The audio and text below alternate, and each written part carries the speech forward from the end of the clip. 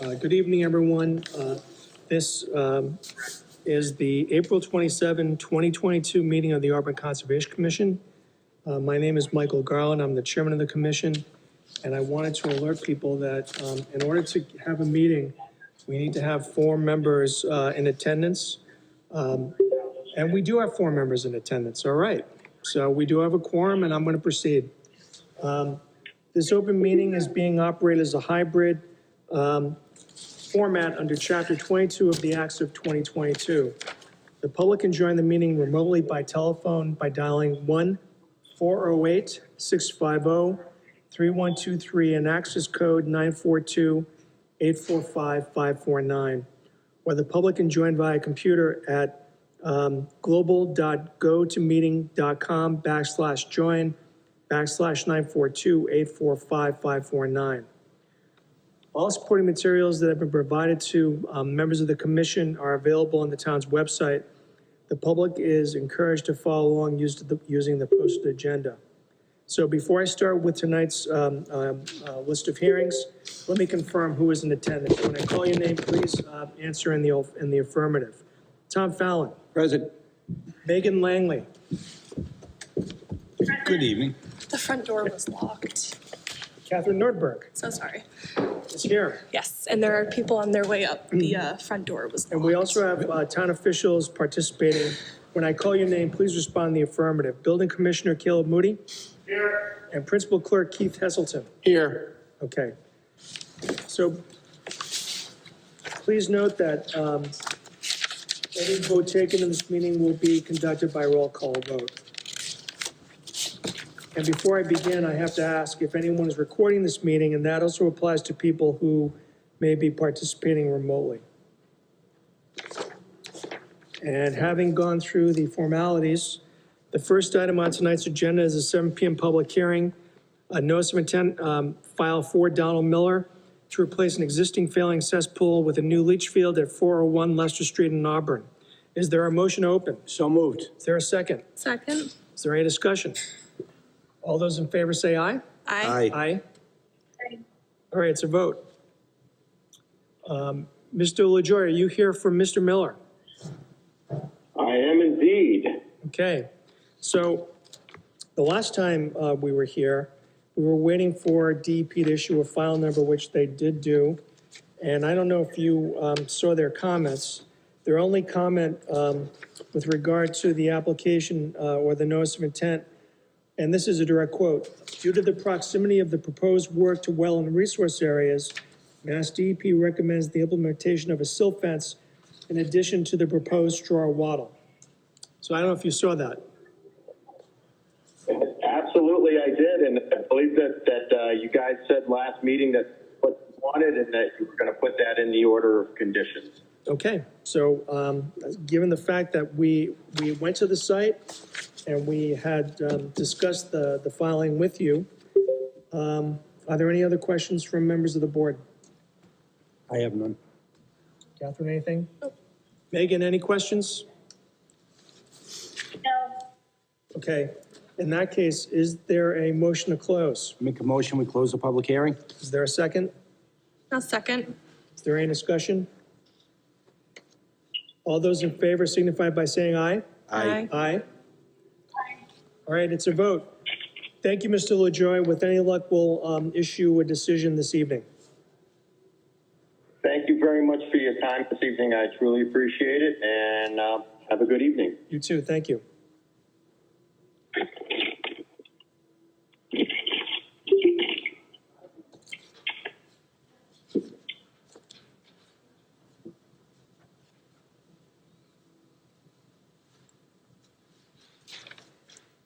And we will start shortly on the second public hearing.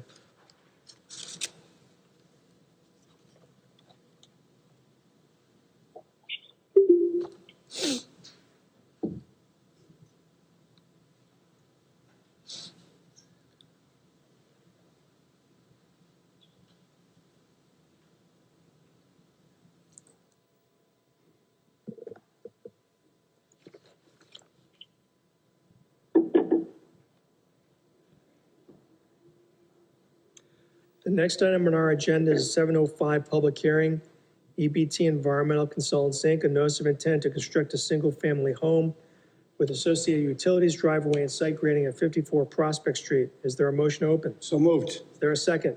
Second. Is there any discussion? All those in favor signify by saying aye. Aye. Aye. Aye. It's a vote. Mr. Kravosky, would you be there? Yes, sir, Mr. Garland. All right. Good evening, sir. Good evening. So, We're sitting in, I just walked out. Mike, you want me to continue, Mr. Garland? yes, please. Thank you, Mr. Garland. Thank you for the site inspection we had on Saturday, 2 Saturdays ago.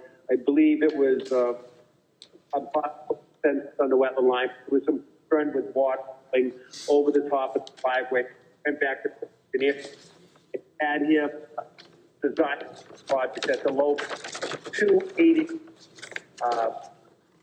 loading pipes that would allow for heavy equipment to go over or cars to go over without up the driveway to the point. And, Chris performed that task, a quick calculated approximately 75 yards to be got materials might make the driveway too as far as integrity. So Glenn, you're breaking up. We're catching like every third word. All right. Your agent has the plan. And we put 2 pipes under the driveway. Right, I think we received a plan for a sewer connection, correct? Yes, a pipe under the driveway allows for water. Again, we had an opportunity to go out to the site. We saw the wetland delineation. I mean, I think based on what we saw, and some of us have been out to the property 2 or 3 times before, so I think we have a good idea of the site conditions that are present there. So I have no questions for you, Mr. Kravosky. Tom, any questions? No questions. Catherine, any questions? None from me. Megan, any questions for Mr. Kravosky? No question. All right, in that case, is there a motion to close? Make a motion to close the public hearing? Is there a second? I second. Is there any discussion? All those in favor signify by saying aye. Aye. Aye. Aye. All right, it's a vote. All right, Mr. Kravosky, thank you.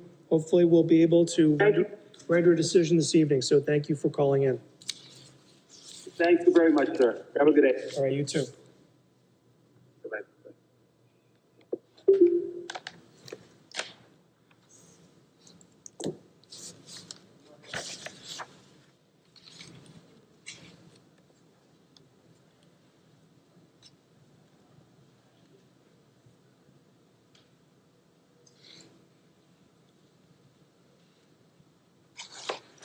We have a few minutes before our next public hearing. I wanted to know if anyone wants to discuss the order of conditions for Jeffrey Jazz, and this is the property of 5 Willis Street. You'll recall that we closed a public hearing at our last meeting on April 13th. We had not received a DEP file number. Could I make a motion? You may. I would like to make a motion that we issue an order of conditions for said property as a standard order plus the following special conditions, number 1, 2, 3, 5, 8, 9, 11, and 13. Okay. Is there a second?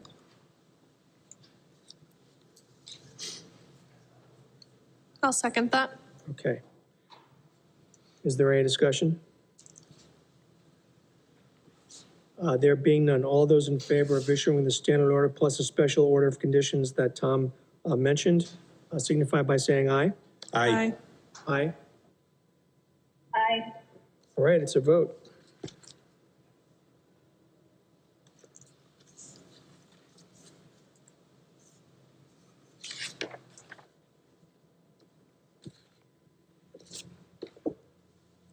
All right, wow, we still have a minute.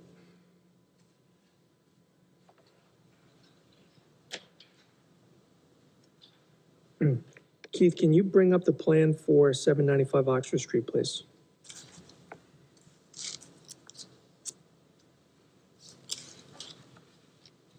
All right, the next matter on our agenda is Anthony Benvenuti, a request for determination of applicability to build a garage between 50 and 100 feet from a wetland resource area at 795 Oxford Street in Auburn. Is there a motion to open? So moved. Is there a second? Second. Is there any discussion?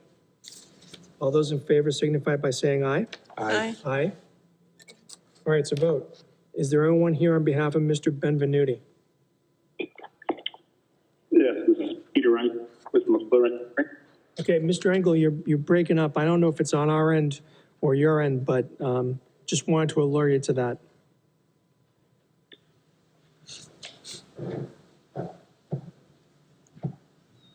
Can you hear me any now? I think so. All right. So basically, the project is an existing home. There was issues issued when it was initially built. I guess a year back, and originally there was a garage You're breaking up on us, sir. during the construction. Anyway, we're having the same problem with you that we had with Mr. Gravosky. We're catching, it seems, like every other word. And I don't know if it's on our end or not, but if you could just repeat what you just said, please. Sure. So it's a proposed garage for existing single family.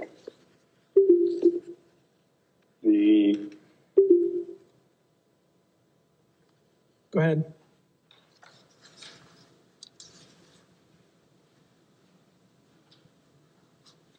Mr. Engel, are you there? I think he dropped. Okay. Mr. Engel, if you can hear me, would you please dial back in, please?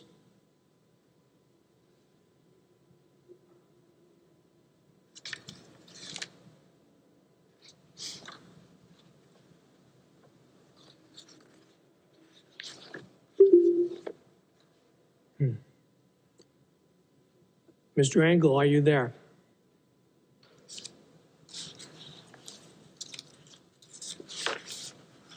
Well, based on the plan that was submitted, it appears that the garage that's being proposed at 795 Oxford Street South is within our jurisdiction. The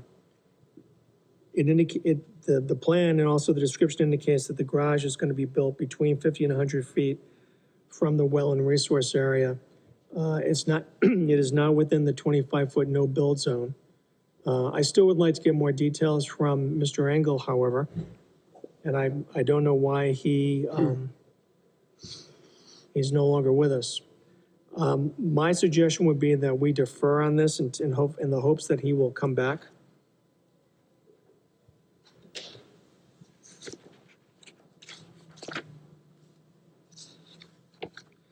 So we will hold that matter until Mr. Engel returns. Yes. If you could speak into the mic, we're having difficulty. Sure. So I'm gonna, Mr. Engel, if you can hear me, please dial back in, please.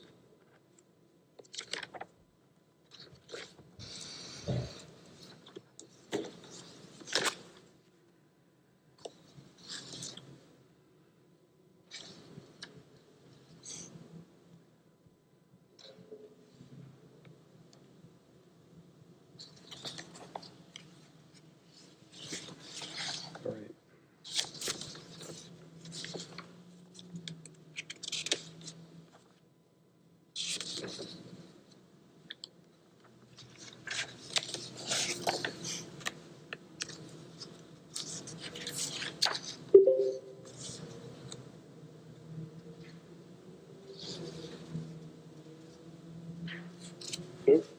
Hello, who's this? This is Peter Engel. I lost. Apparently so. Can you hear us? I can now. Good. So anyway, you were starting to give a presentation. Our understanding from what was submitted is that the proposed garage is somewhere in between 50 and 100 feet of the wetland resource area, correct? Correct. It's located within the existing, approximately 55 feet to an isolated vegetated wetlands.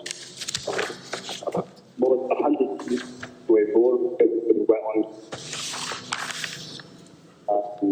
No additional tree would be done as part of this. It's already a cleared area of lawn and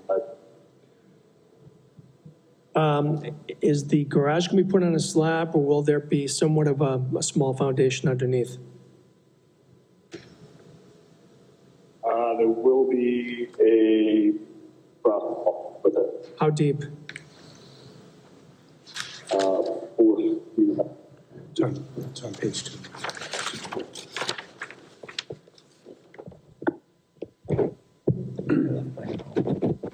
Okay, thanks. And when would you propose to start construction?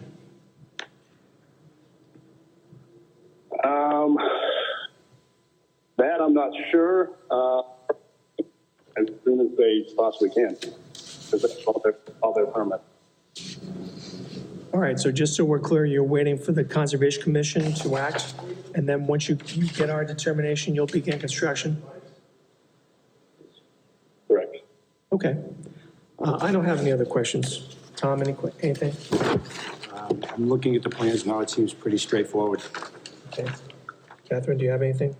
No, nothing, thank you. Megan, any questions? No questions.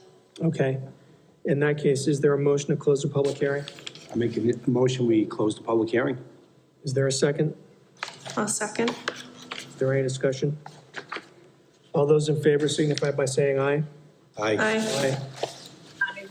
All right, it's a vote. All right. Thank you, Mr. Engel. With any luck, we will issue our decision this evening. Sounds good. Thank you. All right, thank you. The next item on our agenda is Anthony Russell, request for determination of applicability. Fill and grade a dirt driveway with gravel within 50 feet of Kettlebrook at 47 Rockland Road. Is there a motion open? So moved. Is there a second? Second. Discussion? All those in favor signify by saying aye. Aye. All right, it's a vote. Is there anyone on behalf of Mr. Russell or J. Russ Corp. relating to Rockland Road? Okay. Please come on up.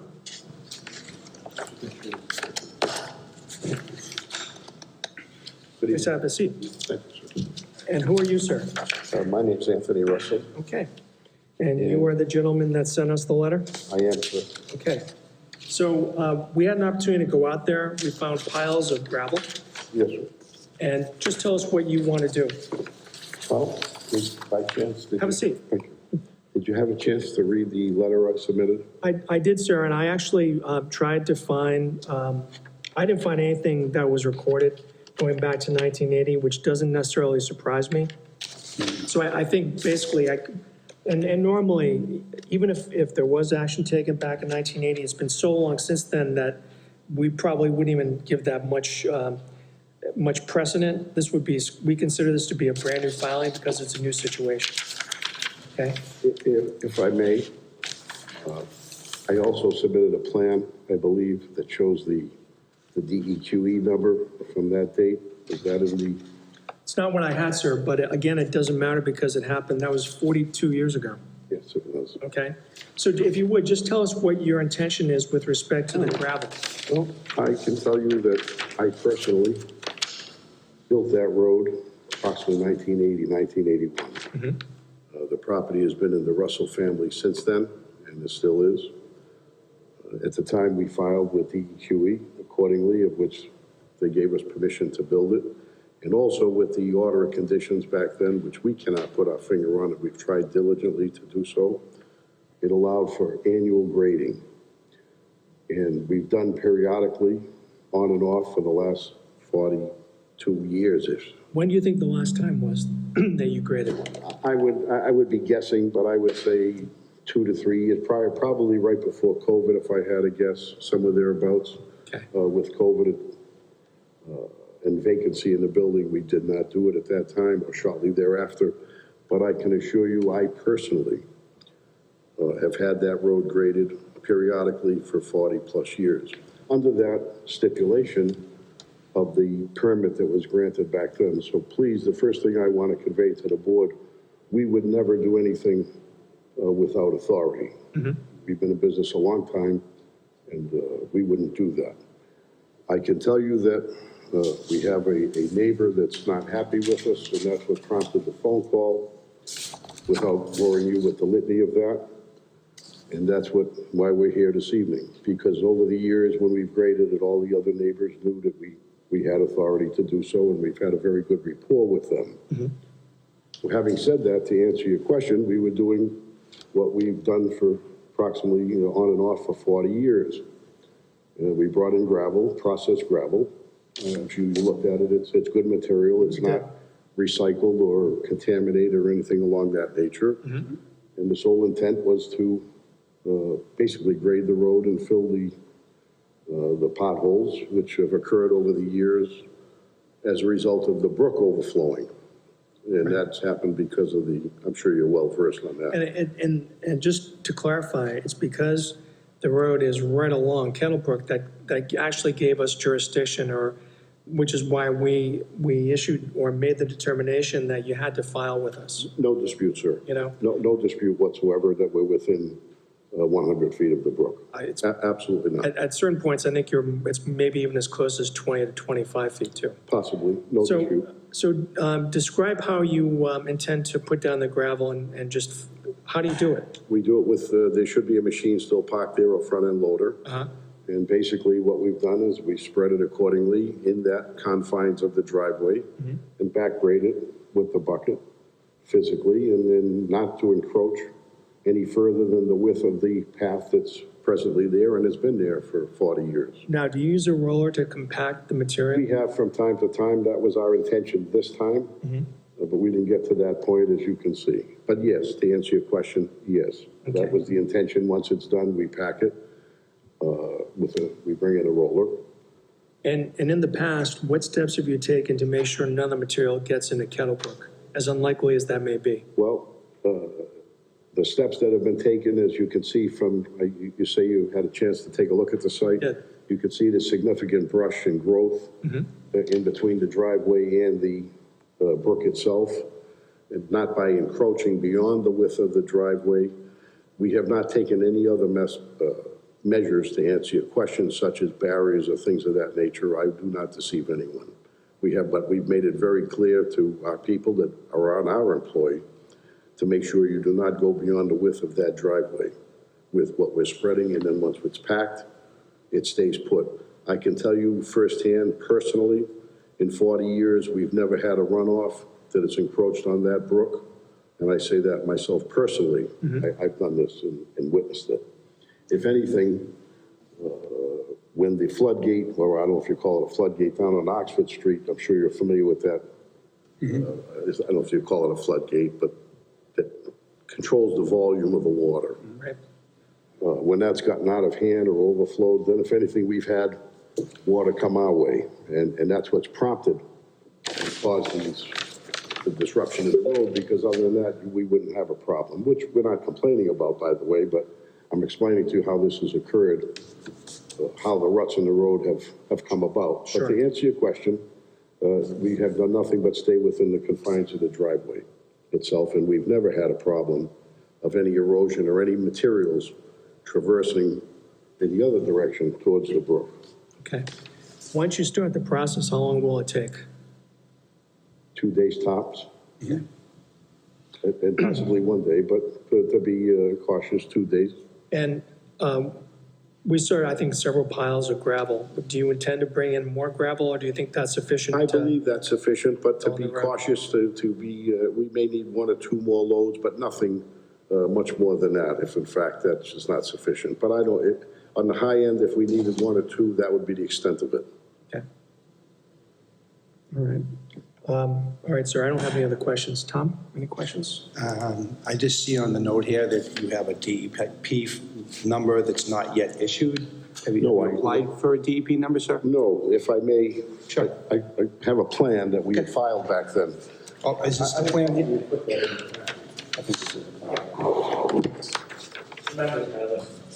Yep, the members. Yeah, we have a copy of it, sir. Yep, that DEP, that's a DEQ number Right, from 1981.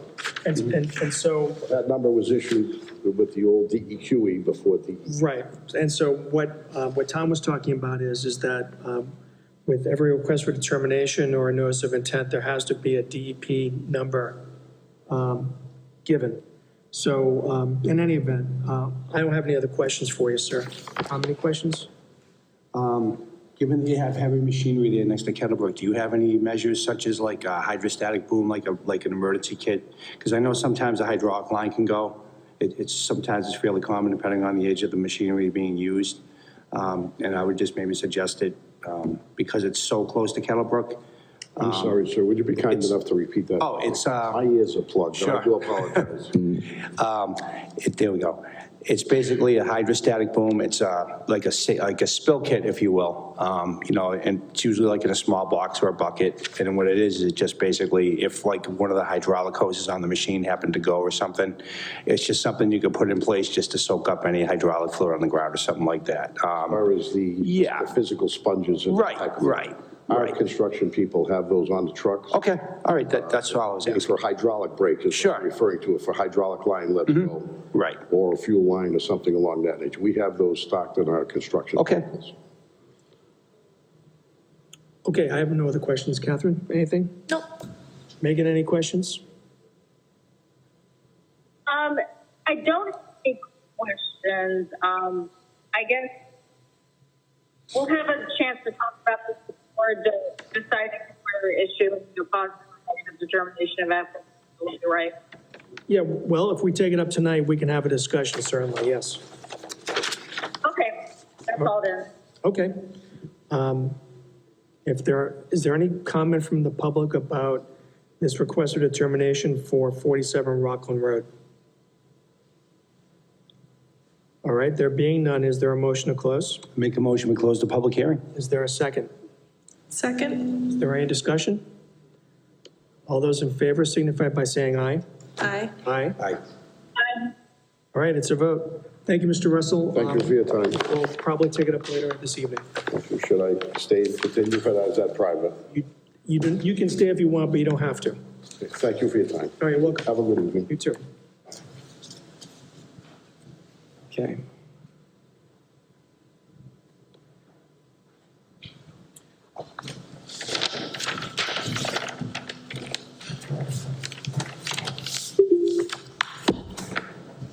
All right, so we have some other matters, no public hearings, but I know that Attorney Broder is on the line, and just by way of background, we have had ongoing issues with a wetland area located on South Street behind several commercial buildings. And when we got out there, it was unknown to what extent the wetland area existed before or behind the properties on South Street. We commissioned Ecotech to basically do a wetland evaluation at 104 South Street, and that evaluation was done by Arthur Allen, who's a vice president, and also a certified professional soil and wetland scientist with Ecotech, and he rendered a report, again dated April 12th of this year. And included in that report was a sketch showing the extent of the wetland area behind 104 and those buildings. And the sketch shows a pretty extensive wetland area that has developed sort of in the bowl behind the properties. So I think our feeling, and this was just a discussion that we had before, we want to try to take steps, implement steps so that that wetland area is protected, and that the abutting businesses understand that you know, it is a wetland area. It is not to be encroached upon by snow or by waste oils or by other, any byproducts of any of the operations that take place in those buildings. And I see apparently, again, there are a number of businesses that are found in this area. And Attorney Broder, I'm going to ask you to join us. Sure, I'm here, Mr. Chairman. Okay, and can you just tell us of the businesses that are located in this area, which ones that you represent? Well, tonight I'm here on behalf of the Aronson family, Okay, and I believe Carrie Cunningham is on the line on behalf of the Fuller family. okay. And is it fair to say that the Aronson family owns this property? They own, of the properties in the row there, they own the facility that's leased by a tire company, and Fuller's leases a portion of our building as well. Okay, all right. And so that would make him a responsible party then?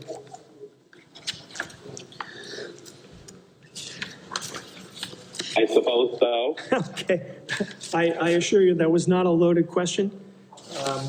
So in any event, there's no enforcement action pending, but again, we wanted to delineate the wetland because of complaints from abutters on the other side. And again, what Mr. Allen determined was that in fact there's a pretty good sized wetland behind these buildings.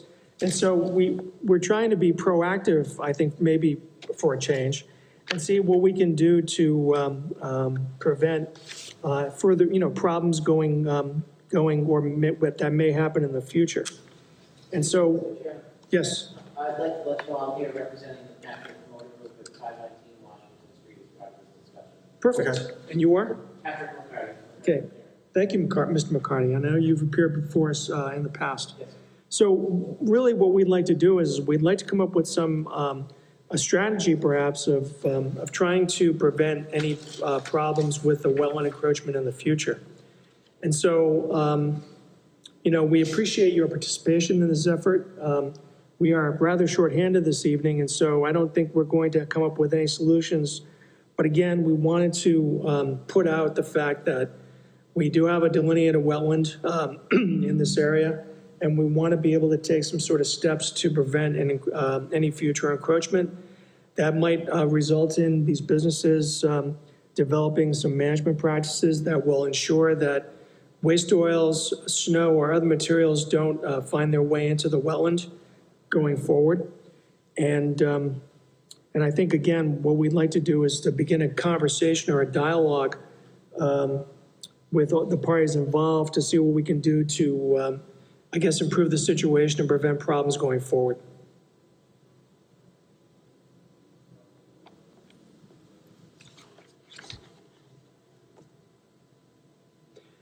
Sure, Mr. Chairman, on behalf of the Aronson family, they're happy to participate in those conversations. Okay, and Mr. McCarty, what's the position of the Patrick Group? Thank you, Mr. Chairman. Sure.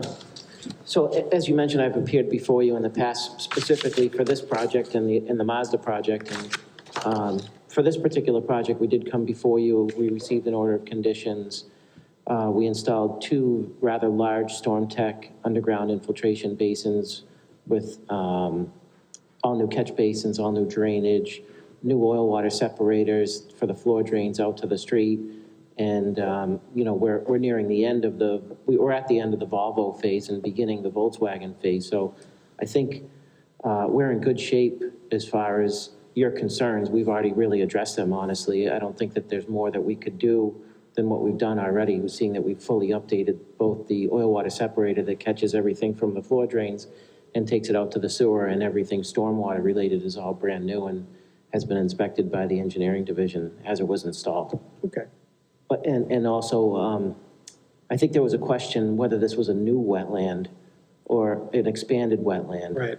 So this dealership was originally built in 1995, and I happen to have a copy of the site plans from when it was originally designed and permitted, and it shows the wetland delineated on our site heading in the direction of this one, and our newer delineation that was also done by Ecotech, Scott Morrison from that office, not Art Allen, flagged it in essentially the same exact location as 1995. So I think that's documentation that it hasn't grown. We knew it was there, and I don't think it has grown. I think it maybe just the new homeowner realized that it's there, and, you know, in the spring, you do tend to have more water than other parts of the year, so I think that's why the standing water was there. So, yeah, so we're aware of it, and we're respecting it and following the right procedures as far as the 519 Washington Street I mean, I think property is it's, concerned. right, and I think in terms of management practices, maybe just ensuring that, you know, trash doesn't end up there, because we've seen trash back there. And I'm not saying it was put Yes. there by Patrick, but, you Yep. know how it is with trash, and if someone sees an open area and they don't want to spend the money to get rid of it, they take matters into their own hands. Being a commercial property owner, I understand fully what you're saying. The number of sofas and mattresses I dispose of a year is astronomical. But I will say that, unrelated to this, the day before we received the notification, I happened to grab 2 of my employees, and we picked all the trash out of the whole wetland area and filled, I don't know, probably a loader bucket or 2 worth of trash out of that. And then coincidentally, the next day, we got the notification of this hearing. So it was funny timing in that instance. We'll have to go out there and see how good a job you did. Well, I think we did a good job. I went Sure home you did. dirty, so I think we did a good job. I'm sure you did. Thank you. So, go ahead. There's a wood picket fence back there, Yeah, in the that's, back corner. Is yeah, that- there's like 2 sections. We picked up all the stuff that was down. There's 2 sections that are standing that we're Okay. gonna get rid of as well. Okay, yeah, that was like the only thing I saw, and I'm like, that's probably really old, and I know Yeah. that it's been built up many It's actually, times. it's on, if you recall, I don't know if this board was part of it, but the Patricks purchased a portion of 104 South Street, the back section that's directly behind the 519 property, and that was on the 104 portion. Oh, so okay. That'll be going away. Mr. Broder? Yes. Do you know if there's any provision in any lease agreement between your client and the commercial buildings about trash removal or any sort of responsibility for that? I'm sure there is. That lease is in front of me.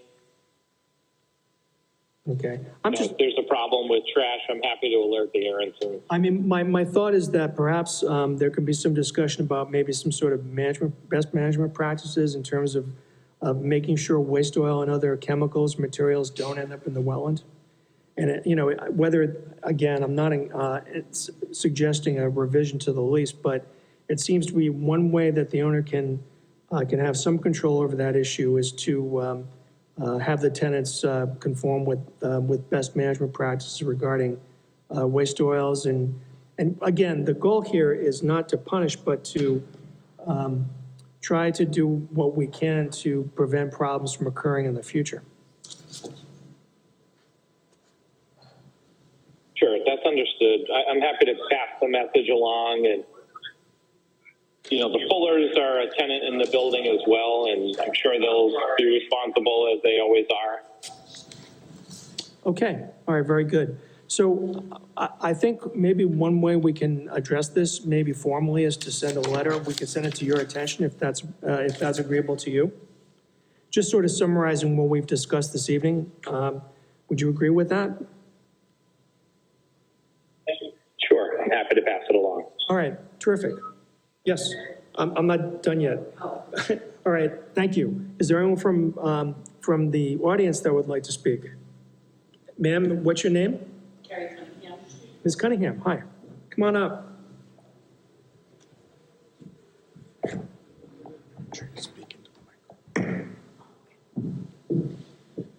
Yes, I'm Carrie Cunningham from Fuller Automotive Companies, and I've been right along with this issue for the past couple of years, and we're just looking for some clarification, as we do understand that this is an ongoing problem, and there should be, we would like to come to some resolution. What historically in the past has been done in an instance like this? Because I don't believe we're the only business that have come into a situation like this. So what have you proposed, or what are some of the options that we can look into? This is what we're talking about. I mean, Right. again, you know, obviously, I know you've come before us because of complaints of snow. And I think, again, I know when we've been out there, we've seen the sheen of oil. Not that it necessarily went to the wetland area, but it was close to where it could go into the wetland. So I think we're talking about, mitigation, just possible methods of preventing any encroachment into the wetland area. In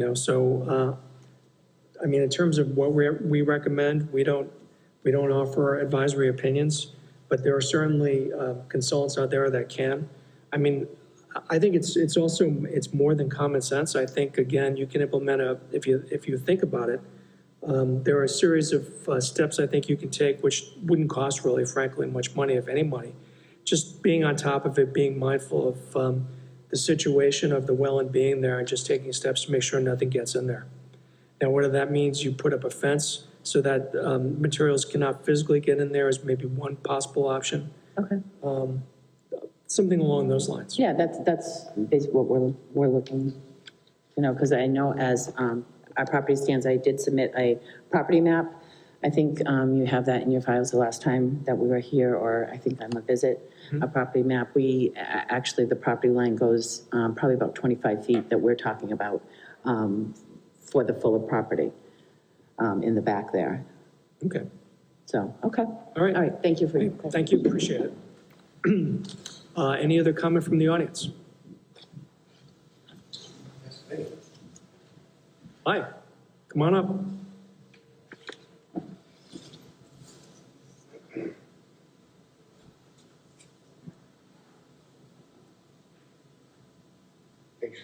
No, it's all right, take your time. Paul Gerard, I own 104 South Street. Yes, sir. I've been there for 30 years, so I'm not a new homeowner there. Just for the FYI. And this has been an ongoing issue, Yes. and you guys are aware of that. I understand that. In the past, where my wife's parents were living there, they worked with the Fullers and all of them, and the agreement was maintain the fence, keep your stuff over there, and all will be fine. The fence is down, we talked to them about it, they don't do anything about it.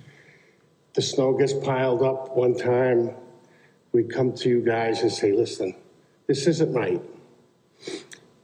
Okay, Dick says, I wasn't around, I didn't know that they were doing this, it'll never happen again. And it did happen again.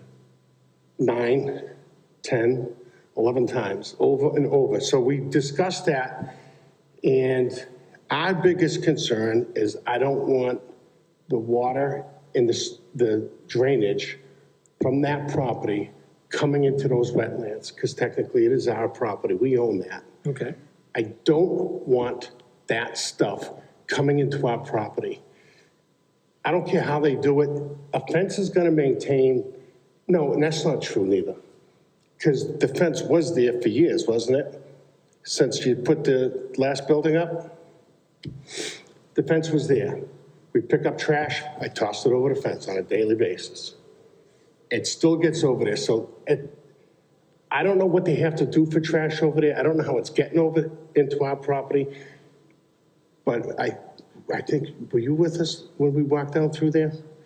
You saw we had a block with a bunch of auto body parts and stuff, holding the paper there, just so that, this is all coming over on a regular basis. Mm-hmm. So the fence isn't keeping the trash over, so that apparently is not good enough, the fence, for what parts of the fence is left. Like Patrick, the agreement was originally to maintain the fence, and they never did that. So now that section's gone, so that's gone. We're not gonna replace that again. That's not gonna prevent stuff from not coming back over. Understood. Our only concern is to protect the property. And unfortunately, the last time they were told to do it, they weren't supposed to use a machine, and they did. And like I said, they found 3 of the cameras that I had set up, but they didn't find the other one. Whatever. They went in there with a machine. I have the pictures, I had the pictures. And what day was that? When was that? This was, date, I don't know off the top of my head. But Unfortunately, it's a bit of an ongoing game. They have trees hanging over the yard, our property, breaking, rotten. They want to fix a tree appearances. You might want to address these ones. They're going to cave your buildings in. So what they do is they hire a tree company to come in, take all the branches that are falling on their side off with a crane, and they leave all the rest of the tree to fall on our land.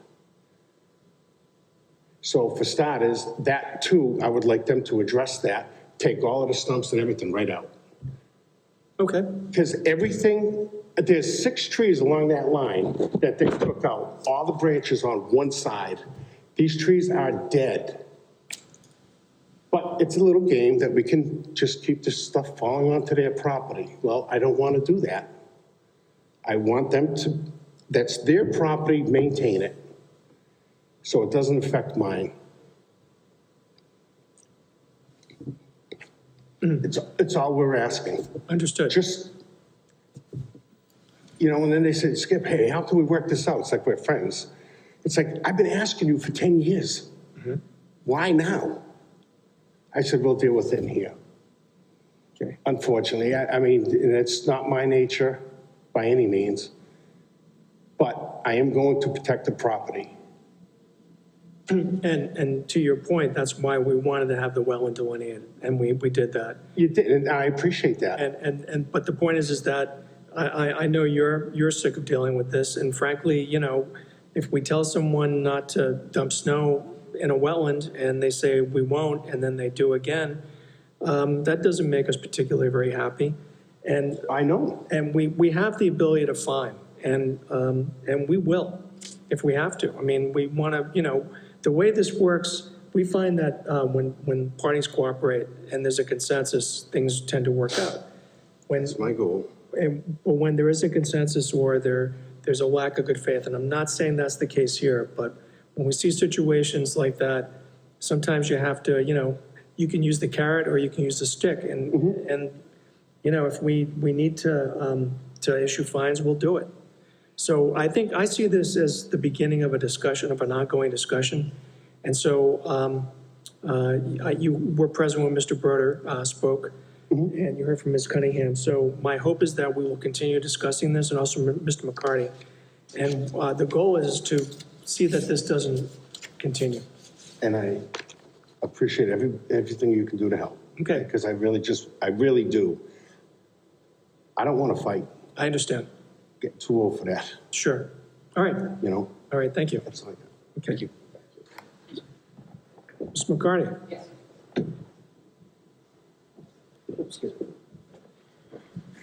Thank you, Mr. Chairman. For the record, I just wanted to apologize. I misunderstood. I thought when the Patricks bought the rear portion of 104, the house was also sold. I didn't mean any disrespect. I just misunderstood. I think it'd be a big surprise to him.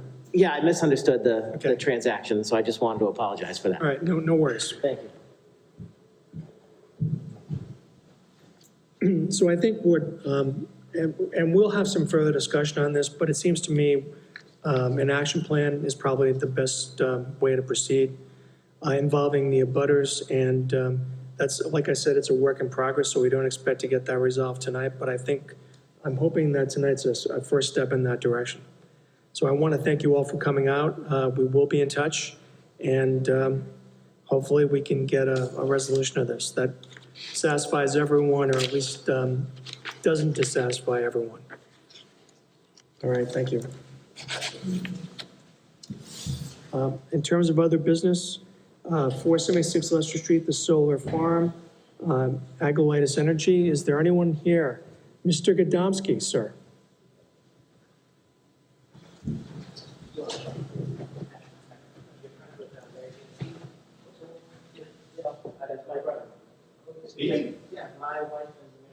Mr. Gadomski?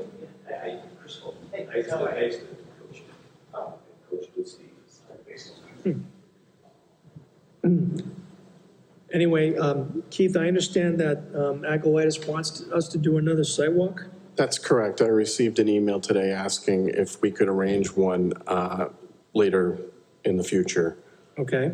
And we've been out there a few times. So what We went there, I think, 2 weeks ago. What's changed in the last 2 weeks? I have not found out yet. Okay. All right, so why don't we do this? Let's find out if there's anything that's up. Mr. Godomsky's on the line. Good afternoon, sir. Good evening, sir. Sorry about that. Good evening. I apologize. I had an issue with my my computer getting the mic off. No worries. So has anything changed in the last 2 weeks?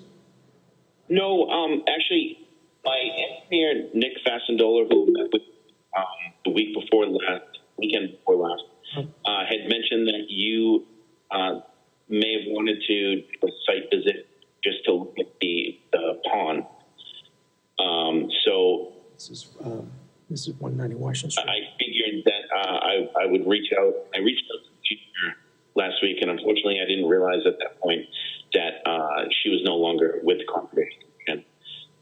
So I reached out to Keith week as well. All right, so Mr. Godomsky, with respect to 190 Washington Street, we've walked the entire site more than once. We are not happy with what's going on with Ross, although I understand that's not your issue, and we'll be discussing that probably at some other point. I think my biggest major concern is that the dirt piles on the property are pretty massive.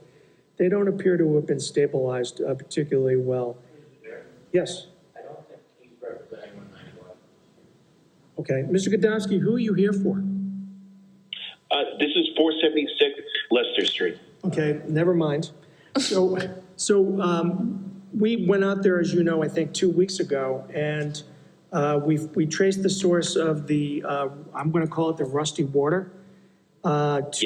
and we think it's leaching out of the bottom of the slope on the property. As you know, we had other issues with respect to the erosion of the road going down to Leicester Street. And I understand that you had a meeting with Gary about that, and that there were steps that were going to be taken to alleviate that condition, correct? That is correct. We're working towards those steps. We are probably about 2 weeks away from starting the construction on that. We do have to get a street opening permit, and we're working towards that. Okay, so when do you think would be a good time for us to go back to revisit the site?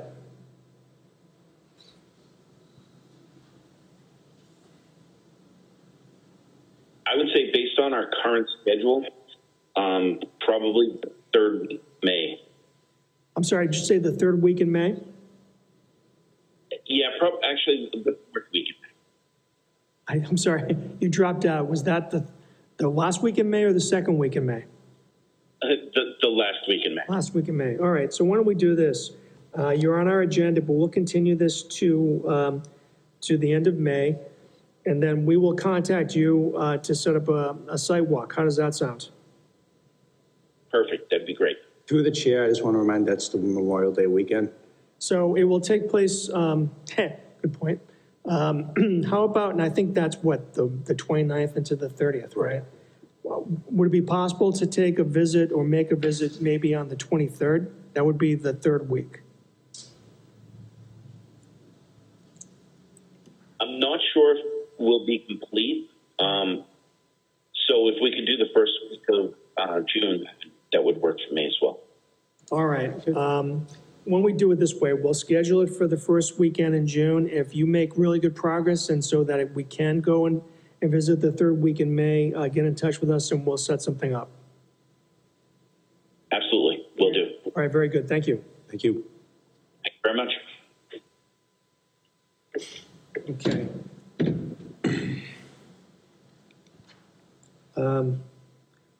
I was starting to talk about 190 Washington Street, Lot 3. We had an issue with activity taking place within 25 feet of the Welland area. We made a site walk there 2 weeks ago, and it appears that there has been encroachment again within the 25 feet of the Welland that have been previously delineated. So this would be the second violation of our order. First time, I think we can understand But after it's been pointed out to the applicant and we see the same problems, it makes us wonder if the order is being taken seriously. So I don't know what the feeling is among the board, but it seems to me a letter needs to be sent out. Now, we're referring to the main portion of Eastland Partners site, Mike? No, we're talking correct? about Lot 3. That's where. Which is the Ross Engineering? Correct. I unfortunately was not able to make it to the site walks. Could somebody elaborate on what you guys saw? We saw, there was construction, they're well into constructing the building there. They've excavated that site. There's towards the back of the property, there is a massive, wall of dirt basically where they've hollowed it out. Probably extending, how high would you say that is, 50 feet? Yeah, at least. Probably a one-to-one slope. But the issue is that adjacent to that construction area on the left side, where we had actually issued an enforcement order because of an encroachment within the 25-foot no-build zone, it appears there's been activity there. There is a silt fence there, but the activity is well within the 25-foot no-build zone. So again, the message apparently is not being conveyed, or if it's being conveyed, it's not being taken seriously, that no activity should be taking place there. So my question is, this will be the second time that there's been encroachment of the 25-foot no-build zone. What does the board wish to do about it? I'd like to see it's not Eastland Partners, correct? It's another. It's not Eastern Yeah, Partners. I can't think of the name. There was a gentleman there when we did our site visit that was there. We can find out that information. Yeah, I would like them to come in front of our board and discuss what they need to do to. So perhaps we can issue another enforcement order? Or I don't know if we ever closed the first one, did we? I don't think we did. So maybe send a letter, advise them that the enforcement order is still in effect, advise them to appear at our meeting on May 11th, and let them know that if there isn't compliance with the order, we have the ability to start finding them. So that would be my suggestion. And if someone wants to make a motion along those lines, that would be great. I concur with the chair, and I make a motion that we send a letter to the representative for Ross Transportation for Lot 3, that they need to appear for our board and discuss what they're going to do. And this is the second notification, and that's my motion. Okay, is there a second? Make a second. Is there any discussion? All those in favor signify by saying aye. Aye. Aye. Aye. All right, it's a vote.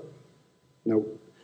Through the chair, I'd also like to discuss Eastland Partners version near the road, because Yes. it does not look like, Caleb, I don't believe that they've done any hydro seeding on those large piles of dirt next to Route 20, correct? Since like December? Yeah, So they have made representations that they had done that or were going to do it. And I think they've done it more than once and they haven't done it. And aside from the fact that they're unsightly, they, if we get a serious rainstorm, yeah. it could pose a real problem. And I would submit that we send, and I don't think there's currently an enforcement order in effect for them. This is lot 1. This would be Lot 1. This is, yeah. Is it Lot 1 or 2? Because they're doing work in Lot 2 now, which they weren't doing before. Which is to the That left, other right. bridge, right, that other bridge that goes over to Ross. Right. Does Eastland have lot 1 and 2? Eastland has, yes. Yes, they do. Okay. Thank you for the So I don't- clarification. I don't know if we, I know we did issue an enforcement order at some point. I don't know that we ever dissolved it or closed it. So I think along the same lines, maybe a letter should be sent advising that it appears they haven't stabilized those piles as they had said they would. Have them appear at our meeting on May 11th and remind them that, further noncompliance or continued noncompliance can be dealt with fines. Was it 2 meetings ago that Phil, who represents Eastland Partners, came to our meeting, I believe? Yes. Yeah, we probably want to send it to Phil. I forgot his last name. Yeah, we have it. Yeah. So, again, that would be my suggestion if there was a motion. There's a motion. Is there a second? Second? Is there any discussion? All those in favor signify by saying aye. Aye. Aye. Aye. All right, it's a vote.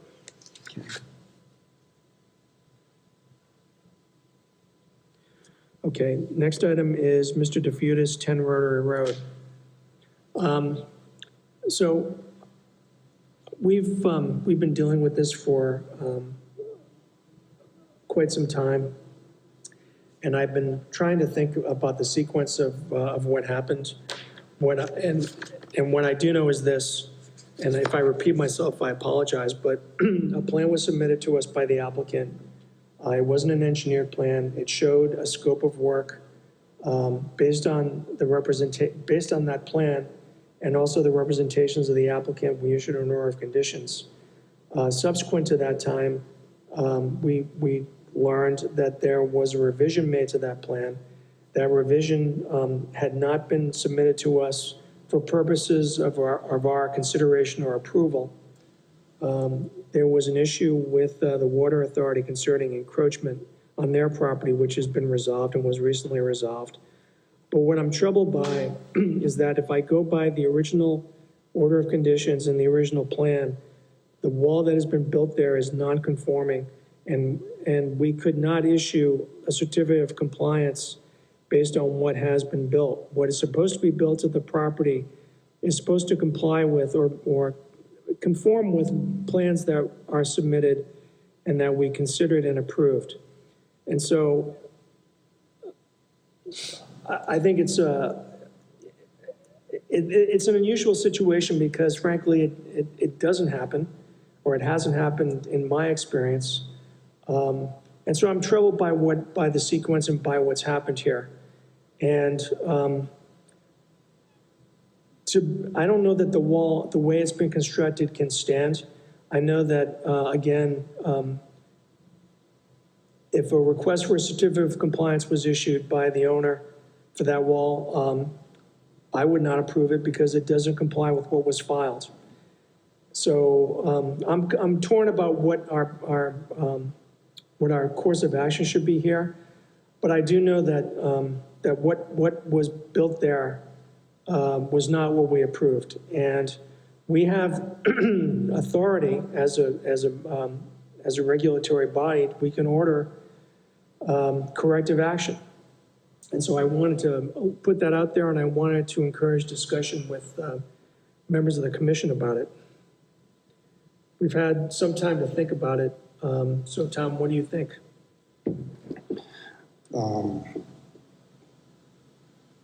I think he's going to have to probably take part of that wall down, unfortunately, because it's much closer to the water than, and I haven't seen any evidence to show that the Auburn Water District is okay with what was done that close to the water. I want them involved in the conversation. I think they see it as an encroachment issue. I don't think they can, I mean, I think they have concerns about, I think they have issues with the ramp, the so-called ramp. Mm-hmm.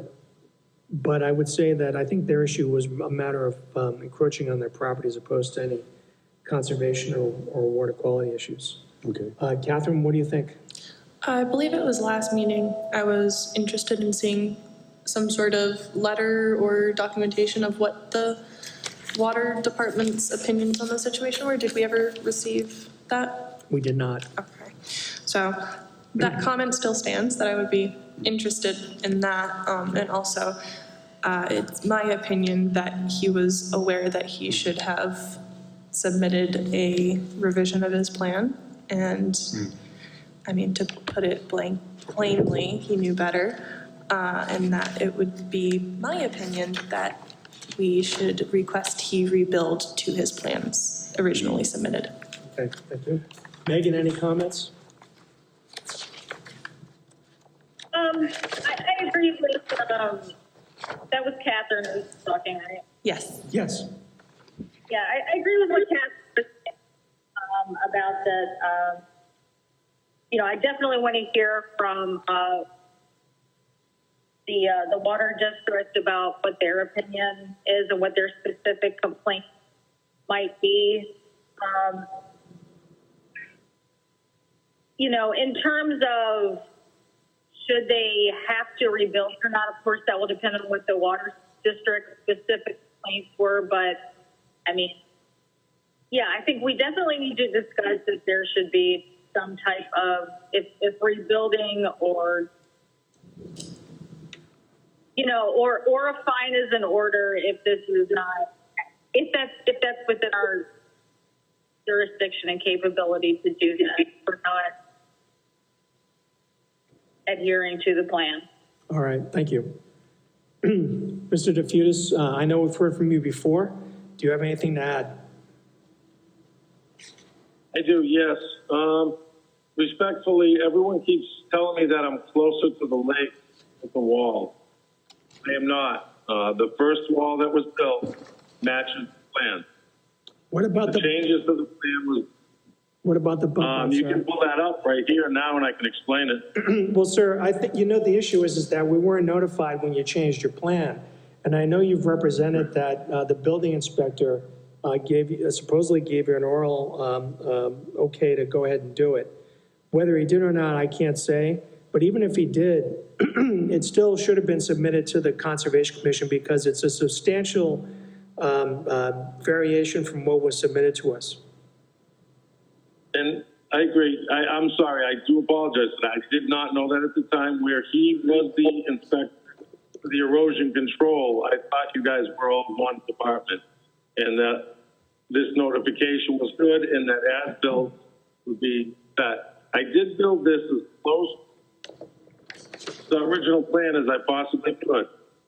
If you look at the original plan, the first wall is right where the rock wall was going to go, and I just eliminated the middle wall because the stairs would not have fit. I couldn't fit the stairs to go down. I understand that, but you also know that that was, again, a substantial deviation from what you submitted to us.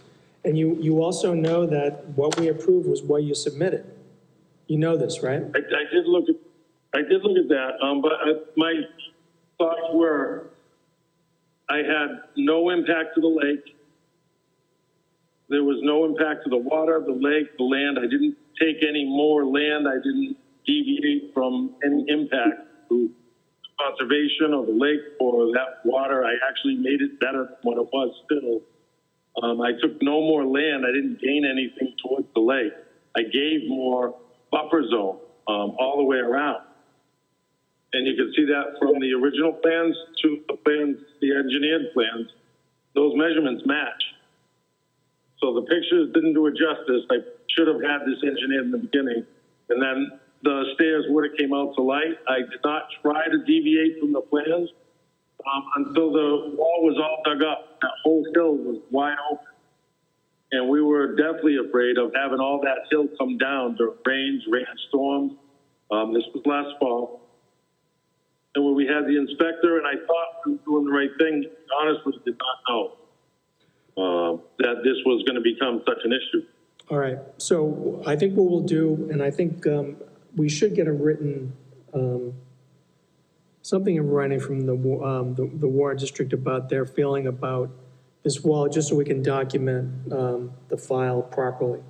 So my suggestion is that we continue this to our next meeting. I will get in touch with the Water District, ask them to give us something in writing, and then with any luck, we can make a decision. And I hate to kick the can down the road, but I think it makes sense to get something in writing from them.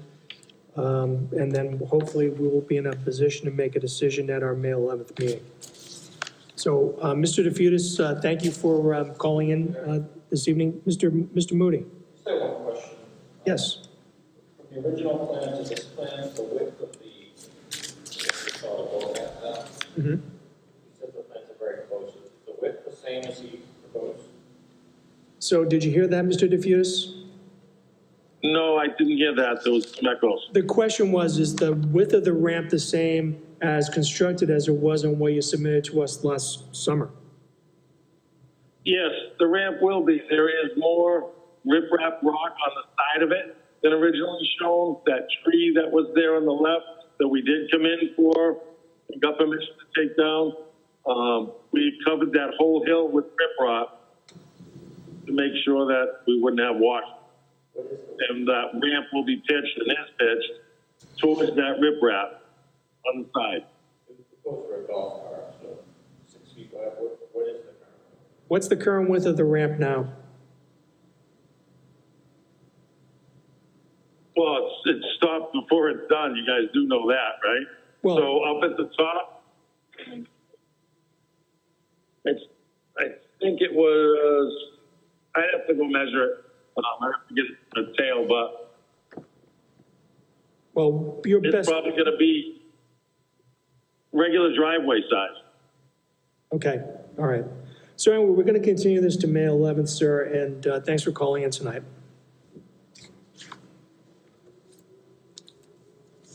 Okay, thank you. Okay.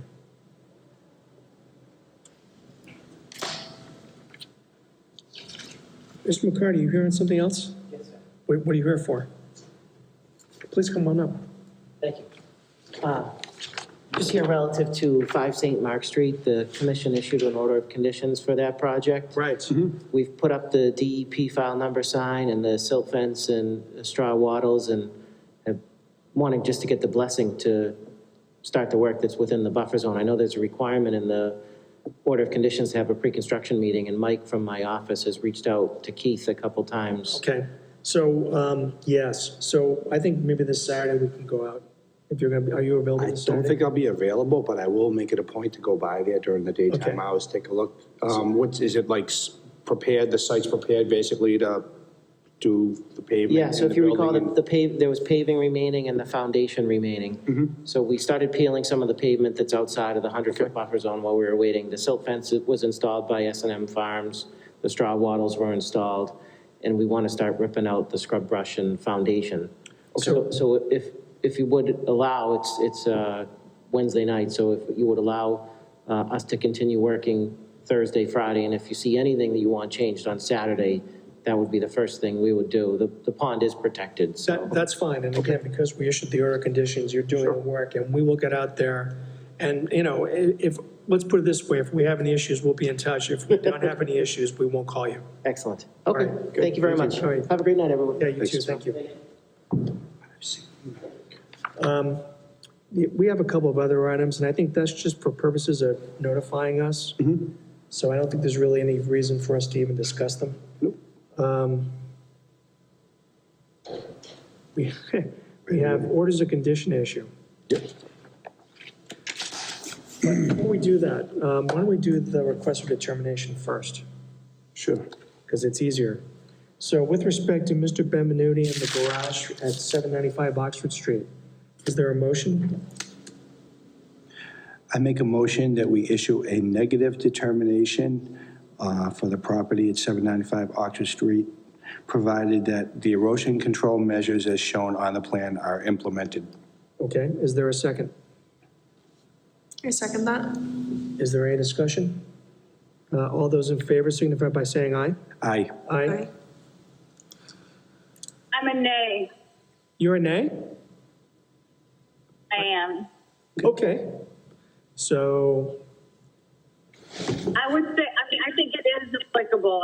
I do, there should be well, a notice of intent filed.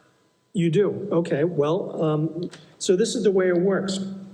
There are 4 of us here, we have a quorum. But, and again, if, because a majority of the, we don't have a majority vote on issuing, or on this decision, your motion, Tom, does not pass because there is not a majority of the board who approves it. So, I think what we need to do is we need to continue this until our next meeting. Okay. Is that still within the allotted time? It will be, Okay. yes. So we'll just continue that for decision on May 11th. And Megan, your objection is duly noted. The next, with respect to 47 Rockland Road, is there a motion? I make a motion that we issue a negative determination on Rockland Road for 47 Rockland Road, based on what was presented by the applicant today, that it would be very minimal impact to what he's been doing over the last 40 years.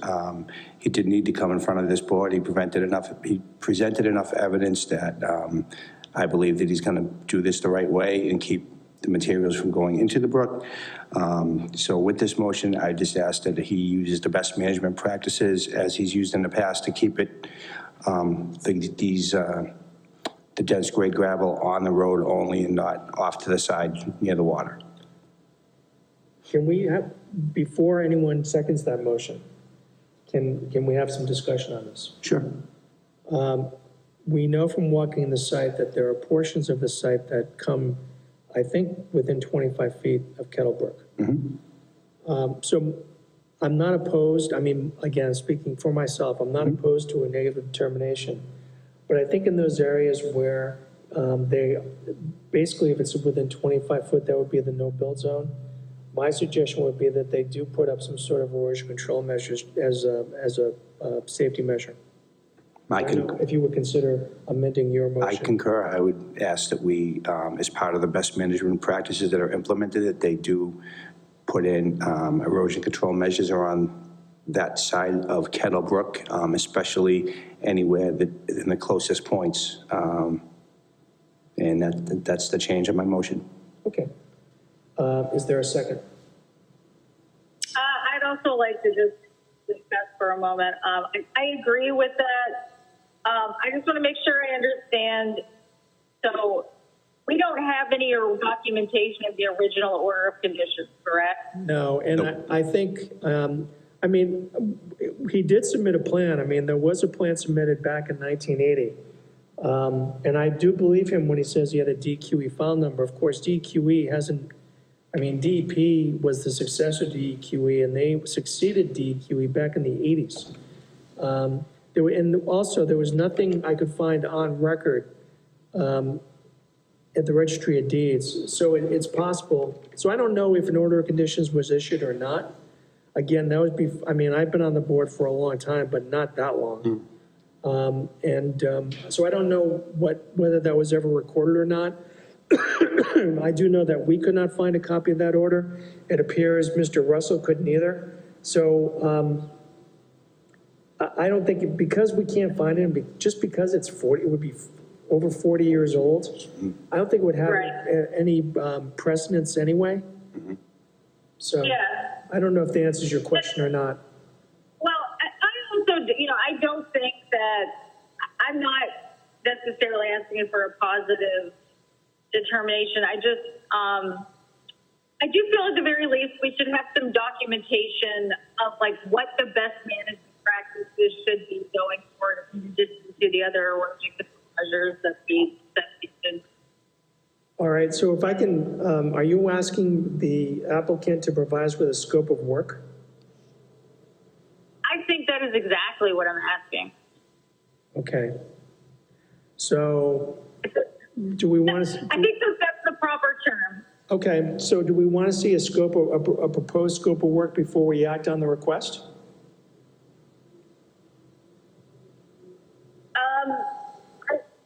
I guess I just want documentation at the very least of what's being done now and what will be the plan moving forward. If this is something that's pressing and needs to be done tomorrow, I'm not saying he needs to delay it. If it's something he's already been doing for X number of years, I personally just want documentation of what the best management practices are that he will be using going forward.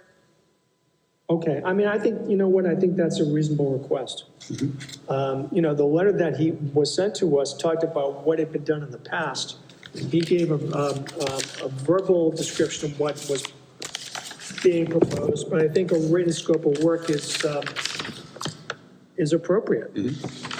So this would be my suggestion. Before acting on the request for determination, perhaps a letter could be sent to Mr. Russell indicating that before we can act on it, we need a written scope of work and some sort of details concerning what he's proposing to do there. Is that what you're thinking of, Megan? Yes, and with specific reference to best management practice. Through the chair, if I may. Yes, please. Perhaps it would be advantageous if the applicant noted on the original plan where he intends to install the erosion control measures, so there's no misunderstandings. I think that's a great idea, too. Thank Okay, you. all right. So my suggestion would be that we defer action on the request for determination. Send Mr. Russell a letter telling, and to follow up with what Mr. Mooney had to say, that he install erosion control measures in those areas closest to the brook and provide a scope of work for us and just a narrative of how he's going to go about doing the work. So that would be my suggestion for a motion. I would like to move on that motion. Okay, thank you for not making me repeat it. I'll second it. Okay, Megan, does that sound good to you? Sounds good. All right, all those in favor signify by saying aye. Aye. Aye.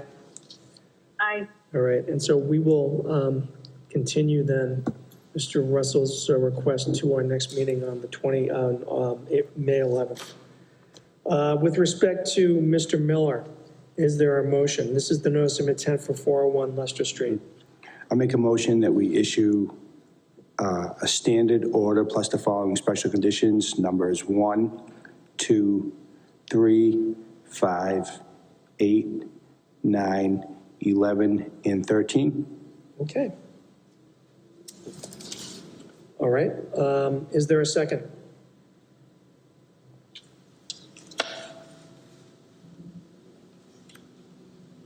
A second. Okay, is there any discussion? There being none, all those in favor signify by saying aye. Aye. Aye. Aye. All right, it's a vote. And then for 54 Prospect Street, is there a motion? I make a motion that we issue a standard order plus the following special conditions, numbers 1, 2, 3, 5, 8, 9, 11, and I'd also like to implement number 12, and I'm going to read it. The applicant or landowner is prohibited from further alteration to the wetland restoration areas or mitigated conditions, given the plan that Glenn gave us. I just want to make sure they stick to that plan. Okay. And in addition to number 12, number 13. All right, very good. Is there a second? I second that. Is there any discussion? There being none, all those in favor signify by saying aye. Aye. Aye. Aye. Okay, it's a vote. Is there anything else? So for 47 Rockland Road, Yes. is there a possibility of actually going to look at the site? And if we want to wait until other members are able to go, that's fine. We already went, We have been, Tom and I went out there, Michelle. and Michelle too, a while ago. You know, Okay. you're free to take a look, you know. Okay. But we had been out there, we actually walked the entire site and saw the piles of gravel, so we have a good idea, I think, of what's being proposed. Okay, is it, I would like to go take a look myself then. Okay.